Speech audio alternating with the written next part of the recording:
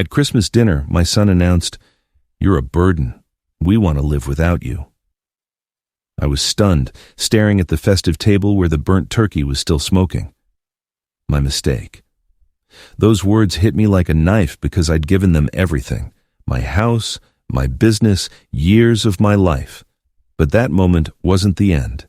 It was just the beginning.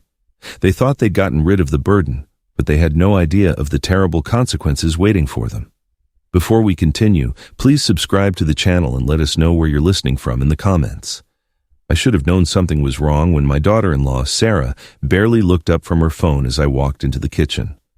Christmas music drifted in from the living room. Silent Night, playing softly through the speakers I'd bought them last year. The dining table gleamed with her grandmother's china, red and gold ornaments catching the light from the chandelier. Everything looked perfect. Too perfect. "Need help with anything?" I asked, rolling up my sleeves. The kitchen smelled like cinnamon and sage, holiday spices that usually made me feel at home. Today, they just felt off. "Just watch the turkey," Sarah mumbled, not looking at me.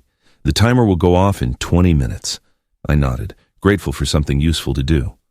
The last few months had been tough, walking on eggshells, trying to stay out of the way in the house I'd helped them buy. But this was Christmas, family time.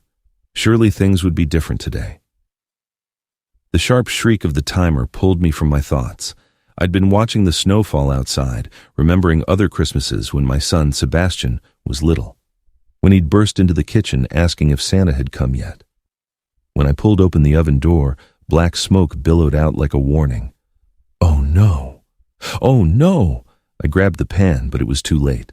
The turkey lay there, blackened and ruined, looking like something from a disaster movie. The smoke detector started its piercing wail. "Arthur," Sarah's voice cut through the chaos. "What did you do?" "I'm sorry, I fumbled with the smoking pan, trying to salvage something, anything. "Maybe we can cut off the burned parts?" Her face went cold, not angry. Cold. "Great, just great."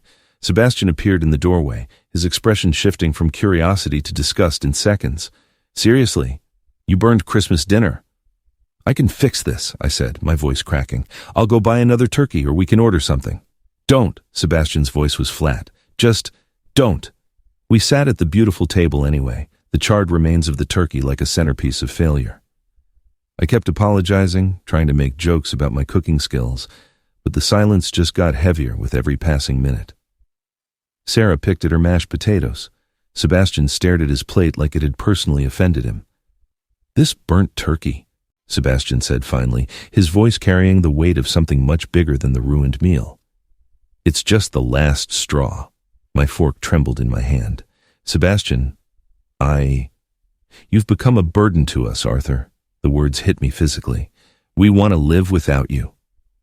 The room seemed to tilt. The Christmas music was still playing in the background, joy to the world, but the words felt like a joke.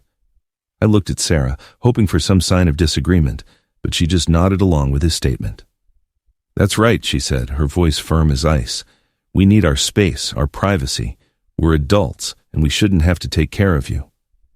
Take care of me? I had sold my business, my house. I'd given them everything so they could have this perfect life. And now I was the burden? "I don't understand," I whispered, my voice barely audible over the cheerful carols. I thought we were family." Sebastian's laugh was bitter. "Family doesn't mean we have to sacrifice our happiness for yours." I just sat there, fork hanging halfway to my mouth, watching them eat as if they had just discussed the weather. The Christmas tree lights twinkled in the next room. All those presents underneath, wrapped in shiny paper and ribbons. I'd bought most of them. The burnt turkey grew cold on my plate as Silent Night played again, the holy words hanging in the air, thick with betrayal. I found myself in my room without remembering how I got there. The house had gone quiet, except for the muffled sounds of plates clinking downstairs. Sebastian and Sarah were cleaning up, their voices low and casual, as if they hadn't just shattered my world over dinner. On my nightstand was a framed photo from 3 years ago, Sebastian's housewarming party. We were all smiling, arms around each other, champagne glasses raised. I looked so proud in that picture, so sure I'd made the right choice. The man in that photo had no idea what was coming. I had built Vance Construction from nothing, spent 40 years turning it into something substantial. When Sebastian called that spring day in 2021, his voice tight with frustration over housing prices, I didn't hesitate. Not for a second. "Dad, we found the perfect house," he'd said, "but the market is insane. We need $450,000 and we're $200,000 short." I remember sitting in my office, looking at the company logo on the wall. Vance Construction, founded 1981, built to last, built to provide. I called my lawyer, Jim, that afternoon. "Are you sure about this?" Jim had asked, looking over the sale documents. "It's your life's work, Art." "My son is my life's work," I'd answered. Those first few months living with them had been good. Sebastian would ask my opinion on home improvements, and I felt useful again. Sarah would ask me to help with the grocery shopping, and we'd laugh about Sebastian's terrible eating habits. I had a purpose, a place. But slowly, things changed. My suggestions became interruptions. My stories became boring rambles. My presence became an inconvenience. "Arthur, we're having friends over tonight," Sarah would say, not quite looking at me. "Maybe you could. Find something to do." I started eating breakfast at 6 a.m. instead of 7 before they came downstairs. I'd take long walks around the neighborhood, killing time until I felt it was safe to go back. It developed an entire routine designed to make myself invisible in the house I'd helped buy. The photos seemed to mock me now, that confident man who'd sold everything to help his son. What would he think of me now, hiding in my room like an unwanted guest? I could hear them talking downstairs, their voices mixing with the sound of running water. Were they arguing about me, planning their next move? Or had they already forgotten the scene at dinner, just moving on with their lives while I was up here, drowning in memories? I picked up another photo. Sebastian as a kid, maybe 8 years old, wearing a hard hat on one of my construction sites. He'd been so proud to be there, so excited to help Dad build houses. Where did that kid go? The house creaked around me, settling into the night. I looked at the clock. 11:47 p.m. Christmas was officially over. I should try to sleep, hope that tomorrow would bring an apology, some explanation, some way to fix this. But as I lay down, still in my Christmas sweater, I heard something that made my chest tighten. Laughter. Sebastian and Sarah were laughing about something downstairs, their voices light and carefree. The sound floated up through the floorboards like a knife, cutting through whatever hope I'd managed to hold on to. They weren't worried about me. They weren't sorry. They were relieved. I woke up with the morning after optimism clinging to me like a stubborn dream. Maybe last night had just been a nightmare brought on by too much wine and holiday stress. Maybe Sebastian just had a bad day, and we could talk it out like adults. I made coffee like I always did, strong, with just a touch of cream. The kitchen felt peaceful in the early morning light, snow still falling outside the window. I set 3 plates at the table, placed the newspaper by my cup, and tried to pretend my hands weren't shaking. The coffee tasted bitter, but I forced myself to drink it. Normal routine, normal morning. Everything could still be normal. Sebastian's footsteps on the stairs made my heart hammer. This was the moment. The moment he'd apologize, explain he was overwhelmed, that he didn't mean what he said. I composed my face into what I hoped was a welcoming smile. He appeared in the doorway, hair messy from sleep, wearing the pajamas I'd bought him for Christmas. For a split second, I saw the little boy who used to run to me for protection during thunderstorms. Then his face hardened, and that boy was gone forever. "Why are you still here?" His voice was flat, practical, like he was asking about the weather. "I thought I was clear last night." The words hit me like ice water. No good morning, no acknowledgement of the previous night's harshness, just this cold, casual cruelty. "Sebastian, I struggled for words. I thought maybe we could talk, work things out." "There's nothing to work out." He moved to the coffee pot, deliberately turning his back to me. "I told you how we feel." Sarah appeared behind him, hair perfectly coiffed despite the early hour. She glanced at the 3 place settings on the table and let out a small, bitter laugh. "Some people just can't take a hint, can they?" she said to Sebastian, as if I wasn't sitting right there. "More direct?" I stood up, my chair scraping against the floor. You told me I was a burden and you wanted to live without me. How much more direct can you get? Then why are you still here? Sebastian's question was delivered with surgical precision. Why are you making this harder than it has to be? I stared at my son, this man I had raised, sacrificed for, loved unconditionally, and saw a stranger. Because this is supposed to be my home, too. Your home? Sarah's voice dripped with disdain. This is our home, Arthur. We bought it, we pay for it, we live here. I gave you the money. You gave it to us, Sebastian cut in, past tense. It's not yours anymore. The finality in his voice broke something inside me. I'd been clinging to hope, to the possibility of redemption, but looking at their faces, cold, determined, united against me, I finally understood. This wasn't anger. It wasn't a misunderstanding. This was a decision they had made together, carefully and deliberately. I see, I said, my voice hollow. I'll pack my bag. Neither of them tried to stop me as I walked to my room. My suitcase was in the closet, dusty from 3 years of disuse. I filled it methodically, clothes, toiletries, my father's watch, a few photos, my whole life, reduced to one bag. At the front door, I stopped for one last look at the house I'd helped buy. The living room with its perfect Christmas tree, the dining room where we'd shared so many meals, the kitchen where I'd made coffee every morning for 3 years. None of it was mine anymore. Maybe it never had been. Through the kitchen window, I could see Sebastian and Sarah watching me. They didn't wave. They didn't come to say goodbye. They just watched, waiting for me to leave. I stepped out into the cold December morning, my breath fogging in the frigid air. The door clicked shut behind me. It sounded like a gunshot. I was homeless. At 62 years old, I was standing on a sidewalk with everything I owned in a suitcase with nowhere to go. The cold soaked through my coat as I stood on the sidewalk. The handle of my suitcase was getting slippery in my sweaty palm.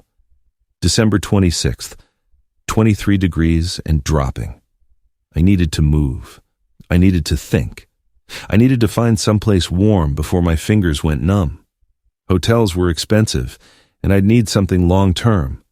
The apartment hunt would take weeks, deposits and credit checks and explaining why a 62-year-old man was suddenly homeless. The scale of my situation hit me like a physical weight. Then I remembered Rick Miller. Rick had been my partner for 20 years, the steady hand to my ambitious vision. When I sold Vance Construction, he'd bought out my half and kept the business running. We'd stayed friends, but life had pulled us in different directions. When was the last time we talked? September? October? My pride warred with my need as I pulled out my phone. How do you explain to someone that your own son threw you out on Christmas? How do you make that sound like anything other than pathetic? The phone rang 3 times before his familiar voice answered.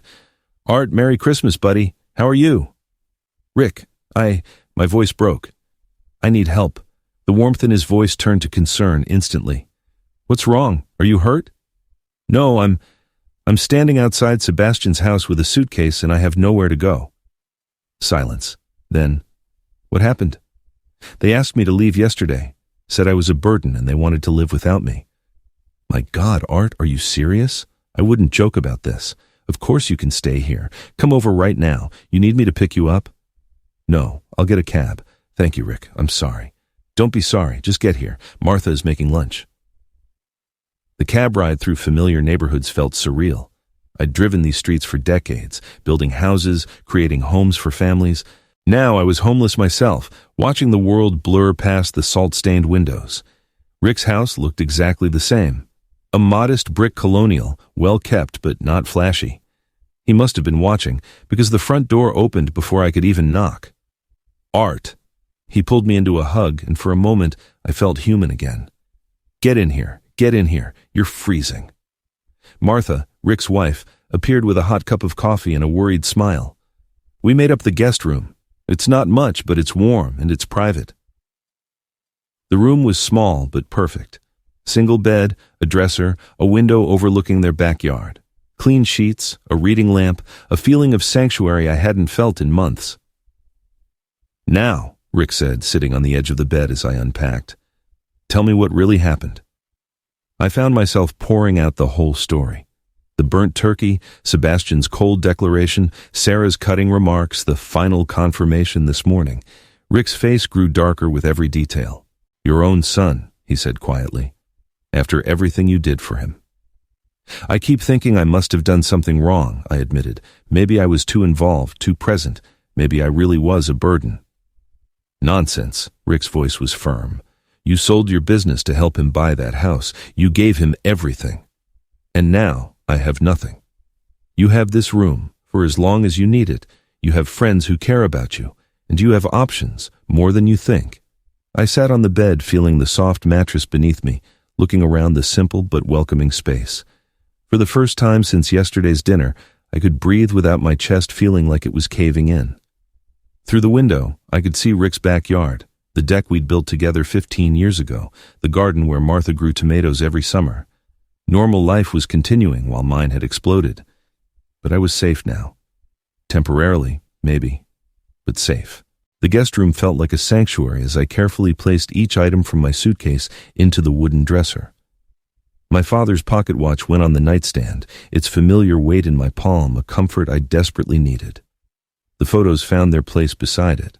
Sebastian as a baby, his first day of school, his college graduation, memories of better times when love flowed both ways.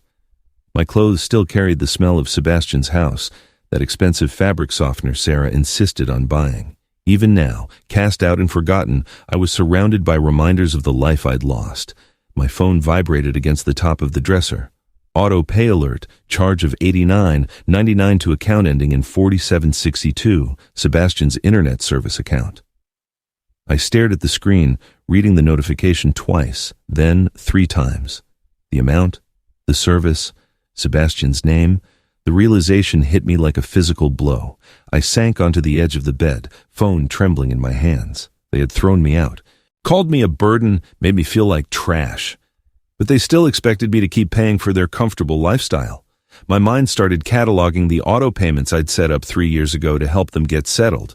Internet, $89.99. Premium cable, $134.50. Home security, $67.00. Streaming services, $45.98 combined. Homeowners insurance, $189.00. Utility assistance, $125.00. Almost an $800 every single month for 3 years. I opened my banking app with fingers that were no longer shaking. Now they were moving with purpose. The autopay section showed the damning list. 12 different services, all for Sebastian's address, all draining my account monthly while I lived like an unwanted guest in my own son's house. Independence, I whispered to the empty room. They want independence. I started with the internet. The company's website made cancellation surprisingly easy once I found the right buttons. Reason for cancellation? I selected moving and typed, "No longer reside at the service address. Confirmation email. Your internet service will be disconnected on January 2nd, 2025.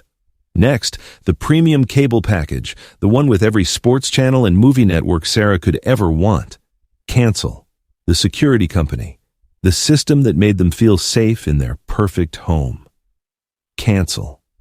One by one, I systematically dismantled the financial foundation of their comfortable life. Each cancellation felt like reclaiming a piece of my dignity, my self-respect, my power, the streaming services, the homeowner's insurance, the utility assistance. Confirmation emails flooded my inbox like a digital avalanche of justice. My phone showed the final tally. $1,994 in monthly obligations, canceled. Effective dates ranging from immediate to 2 weeks from now, depending on each company's policy. I stood there holding my phone, surrounded by confirmation emails, feeling something I hadn't felt since Christmas dinner. Control. "Art?" Rick's voice called from downstairs. "Lunch is ready." I looked at my reflection in the guest room mirror. For the first time in a week, I saw something other than a broken old man. I saw someone who had just taken the first step in teaching a very important lesson about appreciation. Rick's dining room felt warm and welcoming. Family photos covered the walls, a table that showed the gentle wear of years of shared meals. Martha had made tomato soup and grilled cheese sandwiches, quintessential comfort food that made my chest tight with gratitude. "You look different," Rick observed, ladling soup into bowls. More. Centered. Maybe. I made a few financial adjustments upstairs, I said carefully. Martha passed me a sandwich. Sometimes taking control of the little things we can control helps us feel human again. Rick studied my face. Speaking of taking control, you remind me of Tom. Remember Tom? Worked with us on that strip mall project a couple of years back. I nodded. Tom had been a decent carpenter, quiet, but reliable. Tom went through something similar with his daughter, Rick continued, settling into his chair. He'd helped her buy a condo downtown, moved in to help with expenses, 34 years old, and she treated him like an employee. What happened? I asked, though something in Rick's tone suggested this story had a purpose. Well, Rick's eyes got a narrative glint. Tom was covering $800 a month of her mortgage, plus groceries, utilities, his car insurance, the whole package. She and her boyfriend acted like he was this burden cluttering up their space. Martha shook her head. Some people just don't know what they have. One Tuesday morning, Rick went on, Tom quietly canceled everything. No drama, no announcement. He just stopped paying. I leaned forward. Why? 6 weeks later, she was in a panic. The mortgage payment bounced. The car insurance lapsed. Her power got shut off for 3 days. She had to get a second job at a department store, and her boyfriend finally had to find a real job instead of his freelance consulting. Did she realize? Rick's smile was smug. Oh, she realized? Big time. Came to Tom crying, apologizing, admitting she'd taken him completely for granted, begged him to come back. And did he? On his terms, mutual respect, shared household decisions, appreciation instead of attitude. Rick took a bite of his sandwich. Tom's living there now, happier than he's been in years. My heart was pounding. How long did it take her to notice? The mortgage payment was the wake-up call, but Tom said the real moment of truth was when her fancy internet got cut off, and she couldn't work from home anymore. Martha refilled my soup bowl. Sometimes people need to feel the consequences before they can appreciate what they had. Rick was watching me closely. Art, what exactly did you do upstairs?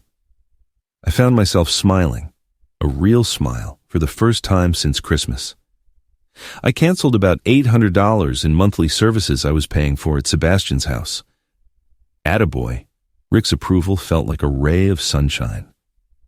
How long until things get uncomfortable for them?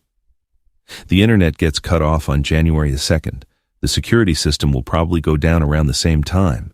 The insurance cancellation takes 30 days. But the rest? I did a quick calculation. 2 weeks, maybe less. Martha looked worried. You're not being cruel, are you? I'm being educational, I said. They wanted to live without me. I'm just granting their request. Rick stood up, energized. This calls for a strategy session. Want to take a walk? I think better when I'm moving. The late afternoon light was already fading as we bundled up to go outside, but I felt more alert and purposeful than I had in months. I had a plan now.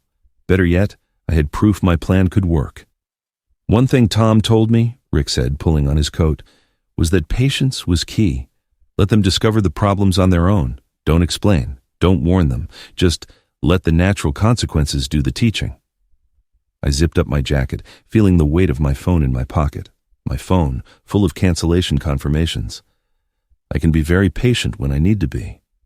The cold January air bit at our faces as we walked through Rick's neighborhood. Our breath plumed in the frosty afternoon. This was the kind of working-class area where I'd built dozens of homes over the years. Modest houses with neat yards where people took pride in what they had. Tell me about their finances, Rick said as we passed a brick colonial I'd helped build in '94. The real numbers. I'd been thinking about this all week. Sebastian makes about $52,000 a year managing logistics for a shipping company. Decent job, but not spectacular.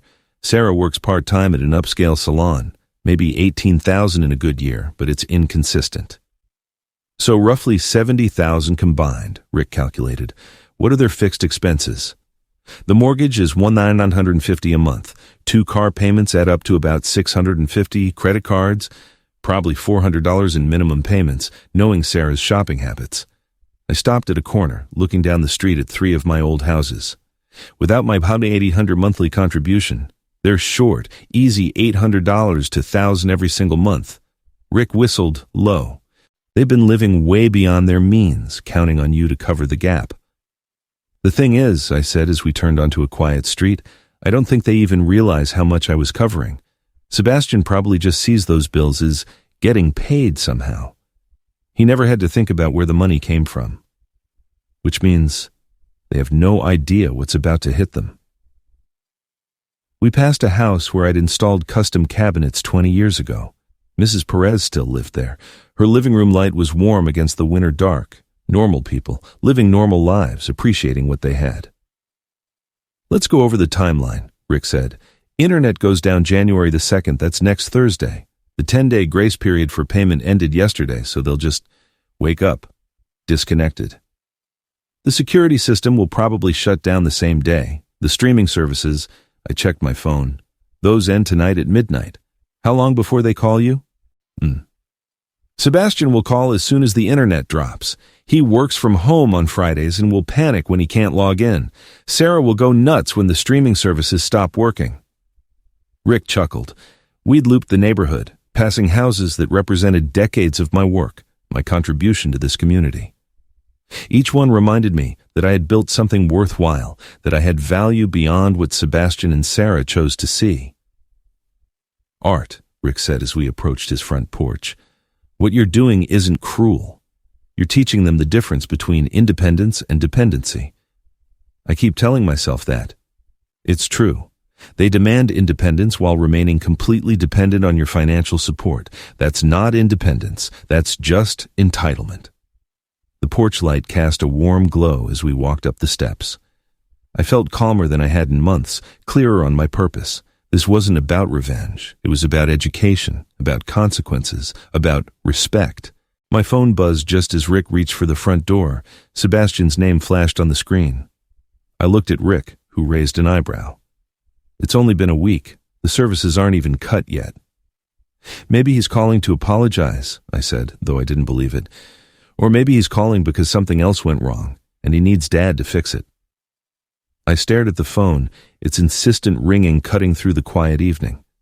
For 3 years, I had answered every call, run to solve every problem, provided for every need. Tonight, I let it ring. The voicemail notification popped up moments later. I turned the phone face down and followed Rick inside. That, Rick said with approval, was the right choice. But I could already feel the phone vibrating again. Sebastian didn't give up easily. A week later, I was sitting at Rick's kitchen table with my morning coffee and the local paper, feeling more at peace than I had in months. The last 7 days had been quiet. No crisis calls from Sebastian, no dramatic emergencies requiring my immediate attention. Just silence from the house I had helped buy and the son I had helped raise.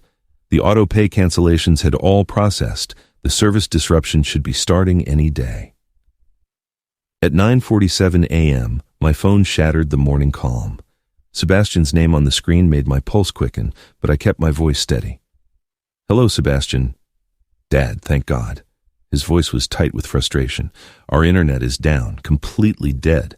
I called the company and they're saying something about a canceled service, but that's impossible because it's supposed to be on auto-pay. I took a slow sip of coffee. I canceled the auto-pay last week. Silence. Then, you what? I'm no longer paying for services at a house where I'm not welcome. You said you wanted to live without me. This is what that looks like. But you can't just... Sebastian's voice cracked with genuine confusion. I didn't know you were paying for the internet. I thought it came out of our account. The innocence in his voice might have been touching if it wasn't so revealing. 3 years of automatic payments, and he'd never once questioned where the money came from. You never asked, I said simply. Just fix it. Call them and restore the service. I'm working from home today, and Sarah has clients calling. No. The word hung in the air like a physical thing. What do you mean, no? I mean, I'm not paying for your internet anymore. You're adults who wanted independence. I'm giving you exactly what you asked for. I could hear Sarah's voice in the background, high and agitated. Tell him the security system isn't working either. The panel's just flashing red. The security system too? Sebastian's voice went up an octave. Dad, you can't just leave us unprotected. I'm not leaving you with anything. I'm just no longer providing things you can pay for yourselves. But we don't have the money for all this. Do you know how expensive internet and security systems are? There it was. the truth he'd never allowed himself to face. "Then maybe," I said calmly, "you should have thought of that before you decided I was a burden." Sarah grabbed the phone. I could hear the handoff, the fumbling, then her sharp voice. "Arthur, this is ridiculous. You can't just cut off essential services." "I can, and I have." "What else did you cancel?" Her voice was getting shrill. "What else are you holding hostage?" "I'm not holding anything hostage, Sarah. I've simply stopped paying for services at a home where I no longer live." "But you have to understand our situation. Sebastian's salary doesn't cover everything, and my job is seasonal." "Then you have a problem to solve." Sebastian took the phone back. "Look, Dad, maybe we can work something out. Maybe. If you move back in, we could discuss some ground rules." "Ground rules?" I almost laughed. "You mean the ground rule where I pay all your bills while you treat me like dirt?" "That's not. We didn't mean." "You meant exactly what you said, Sebastian. You called me a burden. You told me you wanted to live without me. I'm just honoring your wishes." "But we need help. We can't afford all this on our own." "That sounds like a personal problem." The line went quiet, except for a muffled argument in the background. I could picture them in their perfect kitchen, in their perfect house, realizing their perfect life was built on a foundation they had just kicked out from under themselves. "Dad?" Sebastian's voice was smaller now, almost pleading. "Can't we just forget Christmas happened? Can't we go back to how things were? How things were involved respect and appreciation. When you're ready to offer that, we can talk." I hung up before he could answer. Rick appeared in the kitchen doorway, coffee mug in hand. "How'd that go?" I smiled. A real smile. Phase 1 is complete. My phone immediately started ringing again. Sebastian's name flashed on the screen, insistent and demanding. I turned the phone face down and took another sip of coffee. "He'll figure it out," I said. "Or he won't," Rick said, settling into the chair across from me. "Either way, that's his choice." The phone vibrated twice more. Then it went silent. In the quiet kitchen, surrounded by the normal sounds of a normal morning, I felt something I hadn't felt in 3 years. I felt respected. 2 weeks later, I was helping Martha plan her grocery list when my phone rang for the 4th time that week. Sebastian's name flickered on the screen, persistent as ever. I'd been ignoring most of his calls, but Rick looked up from his crossword puzzle and nodded at the phone. "You'd better hear what he has to say," Rick suggested. "Knowledge is power." I answered on the 5th ring. "Hello, Sebastian." "Dad," finally. His voice was a mix of relief and frustration. "Look, this has gone too far. Sarah's been crying for 3 days straight. You're ruining our anniversary month, and she's talking about postponing our celebration dinner because we can't afford it anymore." "Your anniversary is your responsibility to plan and finance." "But we can't. Don't you get it? The cable got cut right in the middle of the playoffs. The security system has been down for 2 weeks, and Sarah's afraid to be in the house alone. We're getting warning notices from the electric company, the water department." I heard the desperation in his voice, noting how he still framed everything as my problem to solve. "None of that changes what you said to me at Christmas," I replied calmly. "For God's sake, Dad, that was just... we were stressed. You burned the dinner and we overreacted. Can't you just let it go? Can you unburn that turkey? Can you take back calling me a burden?" Sebastian's voice faltered. "Look, maybe we can make a deal. Maybe we were too hasty. You could move back in and we could set up some ground rules." "Whose rules? Yours or mine?" "Well, obviously, we'd discuss. It's still our house." Through the kitchen window, I saw a car pull into Rick's driveway. A familiar car. "Sebastian," I said slowly, "are you calling me from outside Rick's house right now?" Silence, then the sound of a car door slamming. "We just want to talk, Dad. Face to face." The doorbell rang. Rick raised an eyebrow and started for the front door, but I motioned for him to wait. "So you thought you'd ambush me?" "It's not an ambush. We just need to get this sorted out before we lose everything." I hung up and walked to the front door, Rick right beside me. Through the peephole, I could see Sebastian and Sarah standing on the porch, both of them looking haggard in the cold February air. I opened the door. Sarah immediately burst into tears, theatrical, calculated tears that might have worked 3 months ago. "Arthur, please, you're tearing our family apart." Our family was torn apart on Christmas, I said evenly. I'm just living with the new reality you created. Sebastian stepped forward, his face red from anger and cold. This is ridiculous, Dad. Stop this vengeful nonsense and help us fix our situation. Vengeful? I felt Rick step up behind me, a solid, supportive presence. Sebastian, you told me I was a burden. You told me you wanted to live without me. I am giving you exactly what you asked for. But we didn't mean financially. We just meant you wanted all the benefits of my support without having to treat me with basic human dignity. Sarah's tears ramped up. We're going to lose our house? Don't you even care about that? I care about the house I helped you buy, but it stopped being my concern when you made it clear I wasn't welcome in it. Rick cleared his throat. Folks, it's 21 degrees out here. If you want to continue this conversation, you're welcome to come inside where it's warm. Sebastian's jaw tightened. We don't need charity from strangers. Rick isn't a stranger, I said. He's a friend who treats me with respect. Maybe you should try learning from his example. Sarah looked between me and Sebastian, her calculated tears giving way to genuine frustration. What do you want from us? What will it take? An apology would be a start, a real one, an acknowledgement of how you treated me and a commitment to change. Fine, Sebastian snapped. I'm sorry, okay? Now will you help us? That's not an apology, Sebastian. That's a transaction. They stood there in the cold, realizing their manipulation tactics weren't working. Sebastian's self-righteous anger, Sarah's crocodile tears, their attempted ambush. None of it was moving me. This conversation is over, Sebastian said finally. Come on, Sarah. They turned and walked back to their car, Sebastian's arm around Sarah's shoulders in a show of unity that looked rehearsed. As they got to their car, I noticed something white tucked under the windshield wiper, something they hadn't seen yet. A foreclosure notice. I said nothing as they drove away, their crisis accelerating beyond what they even realized. Rick closed the door behind us. That went about how I expected. Better, I said, watching their taillights disappear down the street. They're running out of options faster than they know. 3 weeks later, I was enjoying my morning coffee with the business section of the paper when an unknown local number popped up on my phone. I'd learned to be wary. Sebastian and Sarah had started using different phones after I stopped answering Sebastian's regular number. This is Arthur, I answered carefully. Arthur, thank God. Sarah's voice was tight with panic, none of her usual calculated sweetness. It's me. I'm calling from work because we. Take a deep breath, Sarah. What's wrong? Everything is wrong. Her voice cracked with genuine distress. We got the foreclosure papers, official ones. The bank wants $3,400 in back payments within 30 days, or they're taking the house. I felt a twinge of something, not quite sympathy, but an acknowledgement of how serious this had become. I see. And Sebastian, she took a ragged breath. Sebastian lost his job last week.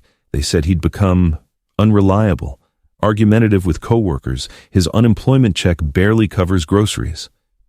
Now I understood the desperation in her voice. This wasn't manipulation anymore. This was genuine panic. That's unfortunate, I said quietly. Arthur, please, I know things were said, but we're going to lose everything, our home, our security, our future. Sebastian has been applying everywhere, but with that reference from his old job. What is it you're asking of me, Sarah? Help us. Save the house. We'll give you the master bedroom. I'll cook your favorite meals every night. You can make all the household decisions, whatever you want. For a moment, I felt the old instinct to rush in and fix everything. But Tom's story echoed in my mind, along with Rick's wisdom about consequences and respect. Here's what I need, I said slowly. A genuine apology from Sebastian. Not an I'm sorry, or I'm sorry you felt that way. A real acknowledgement of what he said and how he treated me. Okay, yes, he can do that. I need a written agreement on how I will be treated in that house, as an equal member of the family, not a burden or a guest. Yes, absolutely. I need full financial transparency. I want to see your budget, your debts, your income. If I am going to contribute to this household, I have a say in how the money is spent. Silence on the other end. Then, Arthur, that feels invasive. Invasive? I almost laughed. Sarah, you're asking me to save your home. I think I have a right to know where my money would be going. But our privacy? Your privacy was lost when you decided to treat me like trash while expecting me to bankroll your lifestyle. I could hear her breathing heavily, struggling with the reality that she could no longer have it all. And there will be a probationary period, I continued. I help with this immediate crisis, but future support is dependent on how you both behave. One more incident like Christmas, and I'm done. Permanently. Those terms are really controlling, Arthur. Those terms are respectful, which is more than I got from either of you. But we don't have time for negotiations. The foreclosure deadline is in 4 weeks. Then you'd better get to work on that apology. The line went silent, except for the sound of salon noise in the background. Hair dryers, chatter, normal life continuing while Sarah's world fell apart. Do you know what the neighbors are saying? She said suddenly, her voice bitter. Mrs. Perez asked why the security company's truck hasn't been around. The neighbors noticed our landscaping service stopped coming. Everyone can see Sebastian's car in the driveway all day because he doesn't have a job to go to. It's embarrassing. It is, I agreed.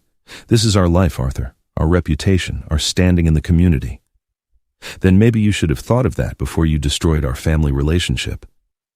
You're really going to let us lose everything over hurt feelings? I'm going to let you experience the consequences of your choices. There's a difference. She hung up without another word. I stood there holding the phone, looking out Rick's kitchen window at the snow-covered yard. A part of me felt sorry for them. I never intended for Sebastian to lose his job, but a bigger part of me recognized this as exactly what they needed. A clear understanding of how the real world works when you don't have someone else papering over your mistakes. Rick walked into the kitchen, coffee mug in hand. That sounded intense. They're about to lose the house, I said. Sebastian lost his job. Reality is hitting hard. And how do you feel about it? I considered the question honestly. Like a teacher watching his students finally learn a difficult but necessary lesson. Rick smiled and raised his coffee mug in a small salute. Tom would be proud. A week later, I was helping Rick mend a section of fence in his backyard when I heard a car door slam out front. Rick and I both looked up from our work, and I felt my chest tighten as I saw Sebastian walking through the gate. He looked terrible. Unshaven, wearing a wrinkled shirt I recognized from Christmas Day, dark circles under his eyes like he hadn't slept in weeks. This wasn't the arrogant man who had kicked me out. This was someone who had been broken by circumstances he couldn't control. Dad, he said quietly, stopping a few feet away. No demands, no accusations. Just my name, spoken like a question. Rick straightened up, hammer in hand. I'll be inside if you need me, Art.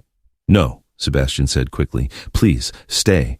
I want a witness for this. I let go of the fence post I'd been holding. A witness for what? Sebastian's hand trembled as he pulled a crumpled piece of paper from his pocket, the foreclosure notice. It's final. 21 days to pay or we lose everything. Where's Sarah? She left. His voice cracked. Moved in with her sister 3 days ago. Said she wasn't going to watch our life fall apart because I couldn't. Fix things with you. I studied my son's face, seeing the exhaustion, the defeat, the first genuine emotion I'd witnessed from him since he was a child. Sebastian, why are you here? Because I need to tell you something I should have said months ago.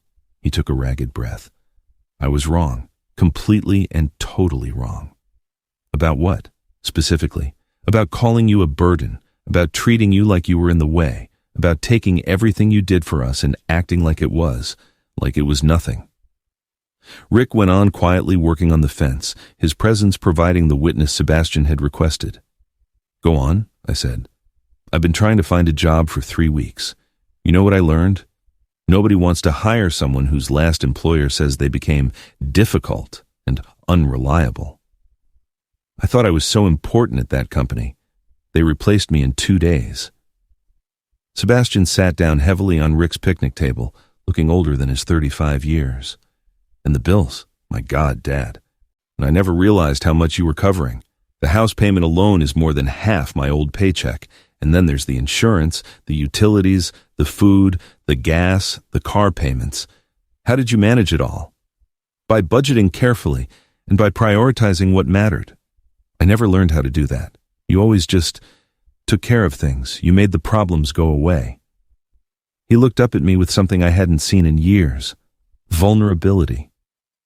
I never appreciated what that meant, until it was gone. I leaned against the fence, waiting. Sarah said I should just swallow my pride and beg you to come back. But this isn't about pride anymore, Dad. This is about admitting that I was a terrible son who treated the most generous man in his life like garbage. The words hung in the cold air between us. Rick had stopped hammering, listening. I called you a burden, Sebastian continued, his voice getting stronger. But you were never the burden. I was. I was a grown man letting his father pay for his life while treating him like an inconvenience. And now? Now I'm a grown man who's about to lose his home because he was too stupid and arrogant to appreciate what he had. I studied Sebastian's face, searching for any sign of manipulation, the practiced remorse I'd heard in previous conversations. Instead, I saw something real: shame, regret, and maybe, just maybe, the beginning of a genuine understanding. What are you asking me to do, Sebastian? Help me save the house, not for me. I know I don't deserve it, but it's your investment too. You helped buy it, and I threw your contribution away along with your dignity, and in return, I'll agree to your terms, all of them. Financial transparency, respectful treatment, your say in household decisions, whatever it takes. For how long? For as long as it takes to prove that I've learned something from this disaster. Rick set his hammer down and looked at us both. Art, this sounds like a young man who's ready to earn back what he lost. I felt something shift inside me, not quite forgiveness, but the possibility of it. 90 days, I said finally, a probationary period. You demonstrate changed behavior, and I'll help you stop the foreclosure. Sebastian's relief was visible. What do I need to do first? You show me your complete financial picture, every debt, every bill, every source of income. Then we'll see if this house is even salvageable. And after that, you prove you understand the difference between being my son and being someone who deserves my support. Sebastian nodded, getting up from the picnic table. For the first time in months, he looked me straight in the eye. Thank you, Dad, for not giving up on me completely. Don't thank me yet, I said. Thank me in 90 days if you've actually changed. As Sebastian walked back to his car, I noticed his shoulders weren't slumped in defeat anymore. They were squared, carrying the weight of responsibility instead. A burden he was finally ready to bear. 6 weeks later, I was standing in the doorway of the master bedroom, my master bedroom now, watching Sebastian and Sarah organize their belongings in the smaller room down the hall. The symbolic reversal felt right, a physical representation of the new dynamic we had established. Sebastian had kept his word. Every single day for 6 weeks, he demonstrated the changed behavior I had demanded. He found a new job at a medical supply company. It was a lower salary than his previous position, but his supervisor had already complimented his work ethic and attitude. He showed me every paycheck, every bill, every expense. Sarah had returned after 2 weeks, swallowing her pride when she realized Sebastian was serious about meeting my conditions. She still struggled with the new arrangement. I could see it in the way she bit her tongue when she wanted to criticize my decisions, the forced smile when she asked for my input on household matters, but she complied, understanding that the alternative was losing everything. Dad? Sebastian appeared at my door holding a stack of mail. The electric bill came, 67 tar, down from last month because we're being more careful with the heat. Good, I said, taking the bill to review it. This was part of our agreement. I saw everything before it was paid. I had veto power over any non-essential expense over $50. Also, Rick called. He and Martha want to come for dinner on Sunday to see how we're settling in. Tell them yes, and ask Sarah to make that pot roast they liked so much last time. Sebastian nodded. The old Sebastian would have chafed at being asked to pass on requests to his wife. This Sebastian understood that respect flowed both ways, and I had earned the right to have my preferences honored. That night, we sat down for our first relaxed family dinner since before Christmas. The table was set carefully, my chair at the head where it belonged. The conversation included my opinions on Sebastian's work situation, Sarah's budget suggestions, and my ideas for the spring garden. I've been thinking, Sebastian said over dessert, about what you said. Regarding public acknowledgement, I raised an eyebrow. We had discussed this as part of my conditions, some recognition of what had happened and how it had been resolved. I'd like to invite Rick and Martha over next weekend, maybe ask a couple of the neighbors. I want to thank you publicly for your patience and to acknowledge how wrong I was about everything. Sarah shifted uncomfortably, but she didn't object. She had learned that her comfort was no longer the primary consideration in household decisions. That sounds appropriate, I agreed. The following Saturday, Rick and Martha joined us, along with the next-door neighbors and Mrs. Perez from across the street. Sebastian had prepared a few words, but when the time came, he spoke from the heart. I've invited you all here because I need to acknowledge something publicly, he began, standing in our living room with a steadiness I hadn't seen in him in years. 3 months ago, I treated my father terribly. I took his generosity for granted, and I repaid his sacrifices with cruelty and disrespect. I watched the neighbors' faces, saw their surprise at Sebastian's honesty. My father could have, and maybe should have, written me off completely. Instead, he taught me the most important lesson of my adult life. That respect has to be earned, not demanded, and that appreciation cannot be taken for granted. He looked directly at me. Dad, thank you for not giving up on me. Thank you for teaching me the difference between entitlement and gratitude. The room was quiet for a moment. Then Rick started clapping, and the others joined in. Mrs. Perez was dabbing her eyes with a tissue. After everyone left, I sat in my comfortable chair in the living room, the best chair, positioned where I could see both the TV and the front window. Sebastian and Sarah were in the kitchen cleaning up, their voices low and cooperative. The house felt peaceful in a way it never had during my first 3 years here. The difference wasn't just in the changed living arrangements or the financial transparency. It was in the respect that now underpinned every interaction. My phone vibrated with a text from Rick. Proud of you, Art, for teaching that lesson without destroying the relationship. That took real wisdom. I smiled, setting the phone down. Justice hadn't required revenge.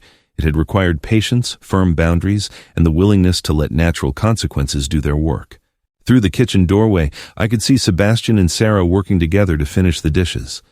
Tomorrow, Sebastian would go to his new job, a job he valued because he understood what unemployment felt like. Sarah would manage the household budget we had all agreed on, and I would continue to live as a respected member of this family, instead of a convenient benefactor. I picked up my newspaper, settled into my chair, and allowed myself a moment of deep satisfaction. Sometimes, the best revenge is simply refusing to be disrespected. Sometimes, justice doesn't come from punishment, but from insisting on dignity. The house was quiet now, filled with the comfortable sounds of a family that had learned, finally, to value what it had. And that was worth more than any revenge I could have ever planned. If you enjoyed this story, please like this video, subscribe to the channel, and share your thoughts on this story in the comments. To hear the next story, click the box on the left. Thank you for listening.